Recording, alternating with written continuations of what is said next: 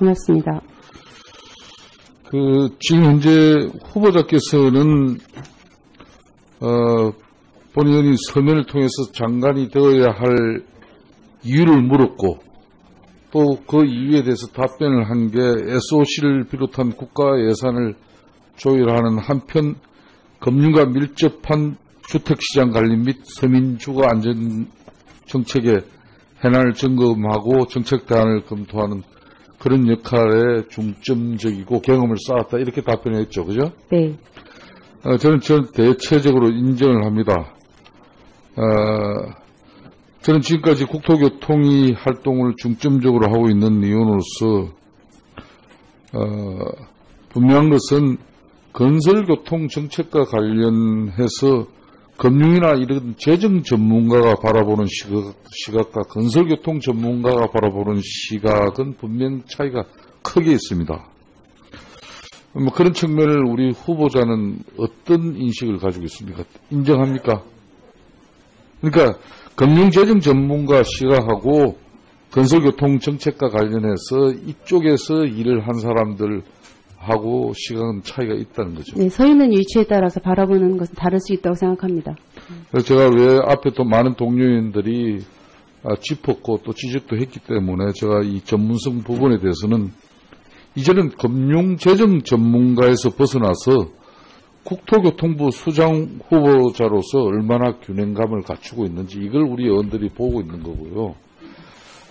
저는 그런 측면에서 건설 투자가 우리 한국 경제에 미치는 영향을 인정하고 또 산업 발전에도 상당히 힘써야 될 부분이 우리 후보가 과거 정치인으로 이 전력을 보면은 우려되는 그런 측면이 많아요. 그런 측면에서 제가 한 말씀을 드리는 건데, 요 근래 LTV DTI 관련해서 발언하신 내용도 있죠. 네네. 그러니까 이 가계부채의 급증은 이 경제 발전의 위험 요소이지만은 또 과도한 주택금융 규제는 서민이 더 나은 이 내 집 마련의 꿈마저 짓밟을 수도 있다는 겁니다. 네. 인정합니까? 그러니까 제가 맞춤형으로 네. 이루어져야 된다 이렇게 말씀을 드렸습니다. 그래서 질적인 부분은 따져야겠지만은 네. 경기 부양에 건설 투자가 기여하는 바가 큰 만큼 네. 경제 활력에 이렇게 장애를 초래할 수 있다는 것도 제가 지적을 하는 겁니다. 네. 동의합니까? 그럼 넘어가겠습니다. 그렇게 지적하시는 분도 있다고 알고 있습니다. 네. 네. 지금 문재인 대통령께서 우리 김현미 지금 장관 후보자는 남다른 두터운 신임을 하고 있는 걸로 본 의원이 알고 있습니다. 그렇기 때문에 국토교통부의 최초 여성 장관으로 이렇게 내정까지 했지 않습니까? 저는 그런 측면에서 저희들도 지난 정권의 공과가 분명히 있고 또 지난 정권을 담당했던 정치 세력으로서 아직까지 우리 야당이 감내해야 할 비판도 분명히 있습니다. 그렇다고 해서 요 근래 지금 문재인 정권에서 이런 대통령 인사나 국정 운영의 어떤 기조를 이렇게 볼 때 상당히 우려되는 부분이 많아요. 내로남불이란 말도 알고 계시죠. 내가 하면 로맨 쓰고 남이 하면 불륜이다는 그런 식으로 지금 요 근래 이렇게 장관 내정자를 이렇게 보면은 음주 운전면허 취소자도 이게 한두 명이 아니고 또 이장전인 논문 표절 이런 의혹은 너무 가볍게 지금 넘어가고 있어요. 그렇게 하면서 지금 가장 문재인 정권이 역대 어느 정권보다 도덕성을 내세우고 있는데 이거 대체로 국민적 지금 대통령 국정 운영에 대한 지지도가 높고 또 야당이 국민적 신뢰나 지지가 낮으니까 이 청문회도 그냥 형식적인 절차 과정으로 이제 청와대에서 바라보는 시각이 이게 가장 큰 우려예요. 과연 이렇게 하고 앞으로 추경이라든지 정부조직법 개편안이라든지 헌재 소장 이런 인준 표기라든지 이런 향후 정국이 제대로 작동할 수 있겠습니까? 우리 장관 후보자께서 한번 답변 한번 해보세요. 저도 그 인준 대상자에 이어서 말씀드리기 굉장히 조심스럽습니다. 그러나 역지사지하는 마음으로 국민을 바라보고 여야가 협치를 해 나가는 것이 지금의 어려운 국정 그리고 종단되었던 국정을 정상화시키는 길이 아닐까 이렇게 생각합니다. 좋은 말씀입니다. 그런데 안계한 법무장관 후보자라든지 조대엽 고용노동부 장관 후보자라든지 이런 제가 입에 담기도 어려운 내용을 우리 동료원들 많이 지적했습니다만 이런 인사들 계속 일방적인 입장 가지면 안 된다는 말씀 분명하게 좀 대통령께 전해드릴 용이 있습니까 없습니까? 충분히 인식하고 계실 것이라고 봅니다. 네. 저는 문재인 대통령께서 내각 출범의 시급성에 대해서는 상당히 지금 현재 많은 어려움을 겪고 계시지만은 야당 시절의 눈으로 지금의 인사 논란을 다시 볼 필요가 있다는 것이에요. 이 집권 높은 지지율만 믿고 정면 돌파할 생각이라면 잘못된 길로 분명히 절버든다는 말씀을 제가 분명히 드리고 싶습니다. 대통령 취임하시고 3일 만에 인천공항공사 가신 내용 알고 계시죠? 네, 알고 있습니다. 거기서 인천공항공사 사장은 올 연말 안에 약 10,000명의 비정규직 직원을 정규직화하겠다는 그런 답변을 한 내용도 있죠. 네. 이게 그동안 여기 앞에 계신 우리 집권당 민주당 의원님들이나 많은 당시 야당 의원들께서 특히 지금 원내대표를 하고 있는 원식 원내대표가 을지로 위원장을 하면서 인천공항공사를 방문해서 비정규직 정규직을 하라고 그렇게 문제 제기를 했어도 그 사장 꼼짝도 안 했었어요. 근데 어떻게 대통령 취임하시고 3일 만에 가니까 그 고용 형태도 다르고 임금 근로 조건 다 달라서 쉽게 이 노동 전문가도 저 문제를 어떻게 정규직 할 것인가 제가 한 달째 고민을 해도 답이 쉽게 안 나오는 문제를 그 자리에서 정일영 사장은 연말 안에 10,000명을 정규직 하겠다는데 이거 혹시 문재인 대통령과 주변 척던 인사들이 인천공항 사장에게 공공 부분을 합리화, 선진화하겠다라고 하는 이유로 기업의 효율성이 중대된 면이 있습니다. 그러나 그 과정에서 많은 노동자들의 희생을 딛고 간 면도 있습니다. 그래서 이것을 정상화시키는 것은 일자리의 안정뿐만 아니라 공공기관이 보다 공익성을 갖추는 일이라고 생각하고 있습니다. 그래서 아마 많은 고민 끝에 결정을 한 것이라고 보고요. 구체적인 그 내용에 대해서는 노동부가 TF를 만들어서 8월까지 대안을 만든다고 했으니까 좀 지켜보는 게 어떨까 이렇게 생각합니다. 김성태 의원님 수고하셨습니다. 다음은 최경환 의원님 질의해 주시기 바랍니다.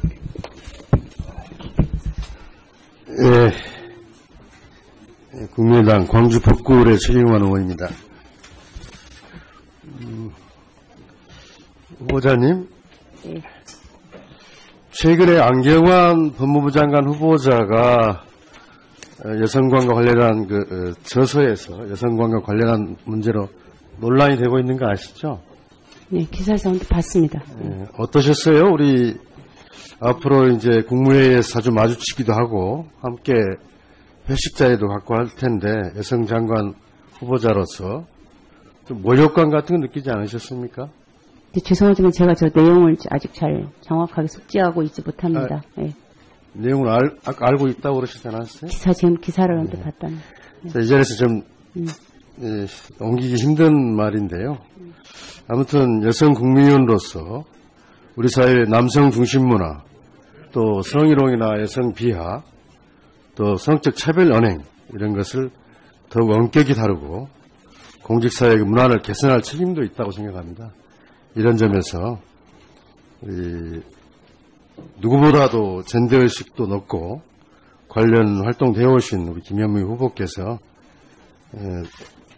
국무위원이 되시면 정말 문재인 대통령 페미니스트 대통령이 되겠다고 하셨습니다. 그래서 우리 정부도 젠더 감수성이 높은 정부를 만드는데 여성 국무위원으로서 좀 앞장서시고 또 같은 편이라고 그런 거 부적절한 거에 대해서 애써 외면하지 말고 소신 있게 해주셨으면 하는 바람입니다. 네, 알겠습니다.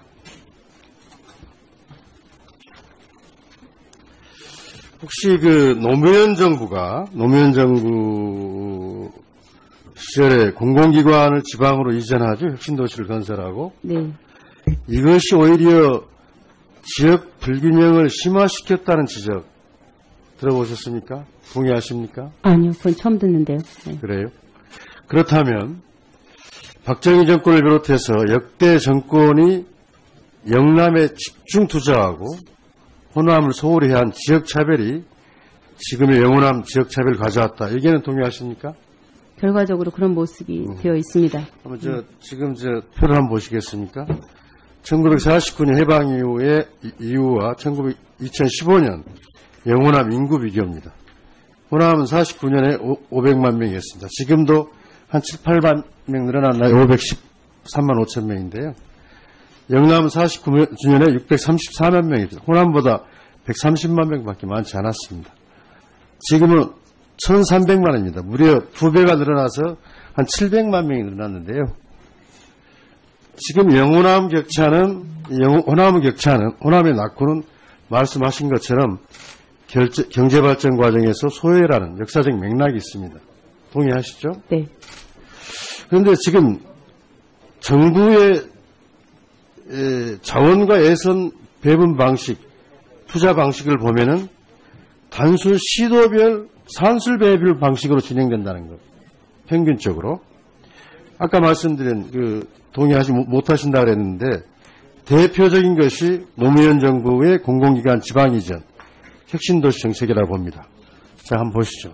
호남권역은 달랑 2개입니다. 영남권역은 5개입니다. 인구가 많고 거기에 투자할 여력이 많으니까 이렇게 된 겁니다. 이것은 전혀 역사적 배경이나 역사적 맥락을 생각하지 않은 겁니다. 아주 산술 배분 방식으로 아주 공정한 것으로 보이지만 사실상 격차를 심화시킨 것이다. 계속 이런 식으로 투자하면 더 벌어지겠죠? 그렇지 않습니까? 그래서 마치 다리 한쪽을 분질러 놓고 링에 올라가 싸우게 해놓고 국가가 공정한 심판을 보고 있다 하는 것과 마찬가지라는 것입니다. 그래서 이 낙후 지역에 무언가 하려고 하면은 비시가 안 나온다. 수요가 없다. 경제성이 없다. 지금 그런 게 한두 개가 아니에요. 예를 들면 제2 호남 고속철, 새만금 사업, 고향이 그쪽이시죠? 네. 광주 대구 내륙철도 모두 이런 논리입니다. 비시 경제성만 따지면 할 것이 없습니다. 네.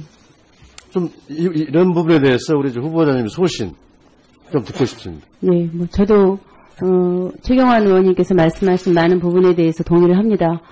그리고 방금 공공기관 이전이 그런 결과를 낳았다 이렇게 말씀하시는데 또 한편으로 보면은 광주 나주에 한전이 이전되면서 또 새로운 발전의 동력을 갖춘 것도 사실이라고 생각합니다. 그래서 문재인 정부는 혁신도시 시즌2를 하겠다고 지금 국민께 말씀드렸습니다. 그래서 이 혁신도시들을 중심으로 새로운 성장의 전기를 가질 수 있도록 하고요.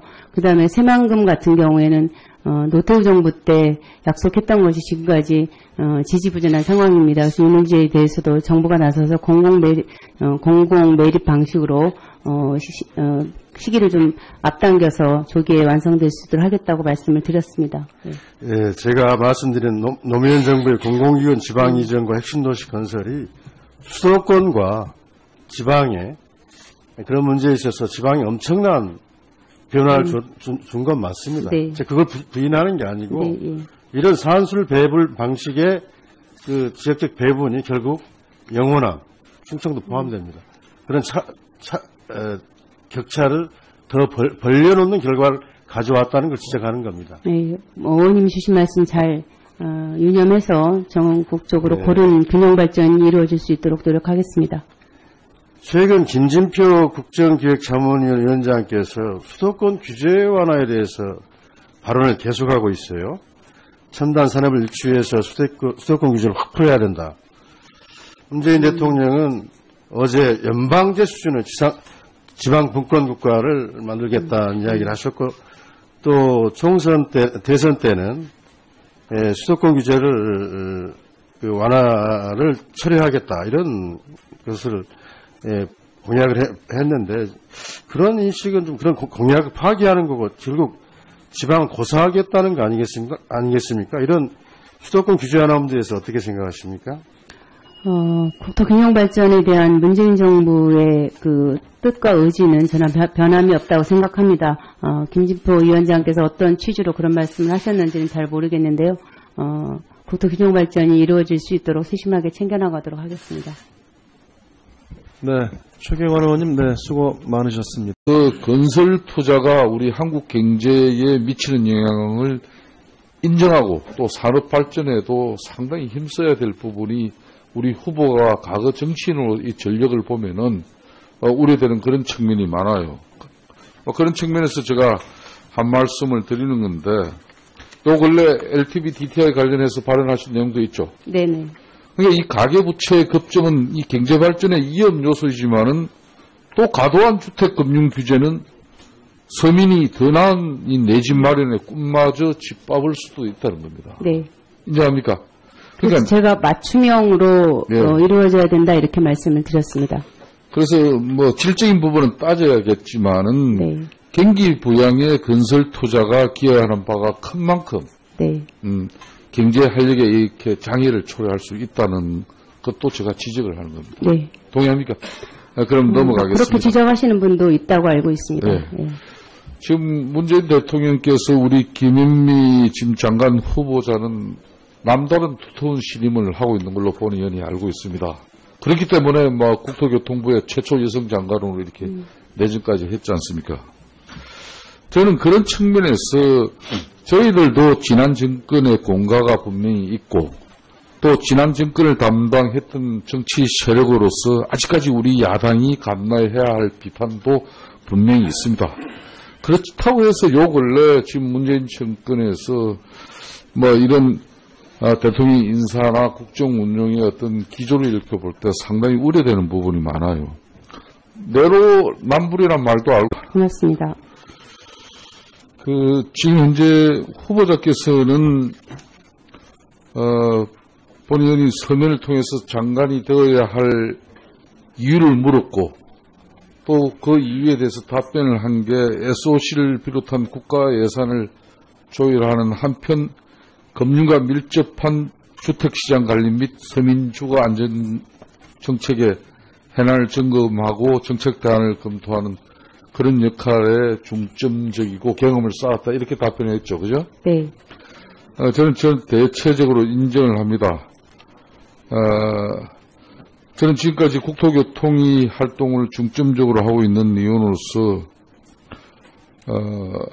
분명한 것은 건설교통 정책과 관련해서 금융이나 이런 재정 전문가가 바라보는 시각과 건설교통 전문가가 바라보는 시각은 분명 차이가 크게 있습니다. 뭐 그런 측면을 우리 후보자는 어떤 인식을 가지고 있습니까? 인정합니까? 그러니까 금융재정 전문가 시각하고 건설교통 정책과 관련해서 이쪽에서 일을 한 사람들하고 시각은 차이가 있다는 거죠. 네, 서 있는 위치에 따라서 바라보는 것은 다를 수 있다고 생각합니다. 그래서 제가 왜 앞에 또 많은 동료인들이 짚었고 또 지적도 했기 때문에 제가 이 전문성 부분에 대해서는 이제는 금융재정 전문가에서 벗어나서 국토교통부 수장 후보자로서 얼마나 균형감을 갖추고 있는지 이걸 우리 의원들이 보고 있는 거고요. 저는 뭐 그런 측면에서 하는 이유로 기업의 효율성이 증대된 면이 있습니다. 그러나 그 과정에서 많은 노동자들의 희생을 딛고 간 면도 있습니다. 그래서 이것을 정상화시키는 것은 일자리의 안정뿐만 아니라 공공기관이 보다 공익성을 갖추는 일이라고 생각하고 있습니다. 그래서 아마 많은 고민 끝에 결정을 한 것이라고 보고요. 구체적인 그 내용에 대해서는 노동부가 TF를 만들어서 8월까지 대안을 만든다고 했으니까 좀 지켜보는 게 어떨까 이렇게 생각합니다. 김성태 의원님 수고하셨습니다. 다음은 최경환 의원님 질의해 주시기 바랍니다. 예, 국민의당 광주 법구을의 최경환 의원입니다. 후보자님, 네. 최근에 안경환 법무부 장관 후보자가 여성관과 관련한 저서에서 여성관과 관련한 문제로 논란이 되고 있는 거 아시죠? 네, 기사에서 봤습니다. 어떠셨어요? 우리 앞으로 이제 국무회의에서 자주 마주치기도 하고 함께 회식 자리도 갖고 할 텐데 여성 장관 후보자로서 좀 모욕감 같은 거 느끼지 않으셨습니까? 네, 죄송하지만 제가 저 내용을 아직 잘 정확하게 숙지하고 있지 못합니다. 네. 내용을 알고 있다고 그러시지 않았어요? 지금 기사를 언뜻 봤다는. 자, 이 자리에서 좀 옮기기 힘든 말인데요. 아무튼 여성 국민의원으로서 우리 사회의 남성 중심 문화, 또 성희롱이나 여성 비하, 또 성적 차별 충분히 인식하고 계실 것이라고 봅니다. 네.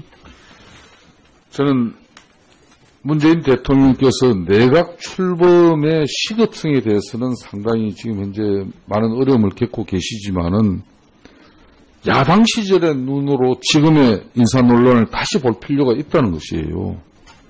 이 집권 높은 지지율만 믿고 정면 돌파할 생각이라면 잘못된 길로 분명히 절버든다는 말씀을 제가 분명히 드리고 싶습니다. 대통령 취임하시고 3일 만에 인천공항공사 가신 내용 알고 계시죠? 네, 알고 있습니다. 거기서 인천공항공사 사장은 올 연말 안에 약 10,000명의 비정규직 직원을 정규직화하겠다는 그런 답변을 한 내용도 있죠. 네. 이게 그동안 여기 앞에 계신 우리 야당, 집권당 민주당 의원님들이나 많은 당시 야당 의원들께서 특히 지금 원내대표를 하고 있는 원식 원내대표가 을지로 위원장을 하면서 인천공항공사를 방문해서 비정규직 정규직을 하라고 그렇게 문제 제기를 했어도 그 사장 꼼짝도 안 했었어요.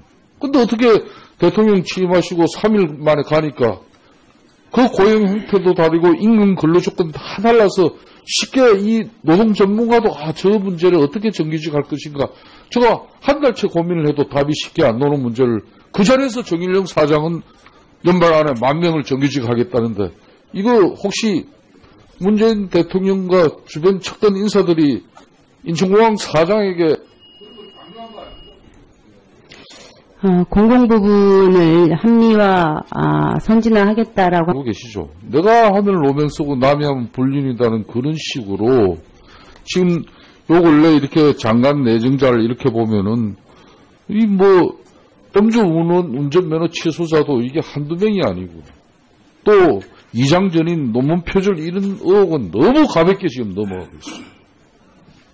그렇게 하면서 지금 가장 문재인 정권이 역대 어느 정권보다 도덕성을 내세우고 있는데 이거 대체로 국민적 지금 대통령 국정 운영에 대한 지지도가 높고 또 야당이 국민적 신뢰나 지지가 낮으니까 이 청문회도 그냥 형식적인 절차 과정으로 이제 청와대에서 바라보는 시각이 이게 가장 큰 우려예요. 과연 이렇게 하고 앞으로 추경이라든지 정보조직법 개편안이라든지 헌재 소장 이런 인준 표기라든지 이런 향후 정국이 제대로 작동할 수 있겠습니까? 우리 장관 후보자께서 한번 답변 한번 해보세요.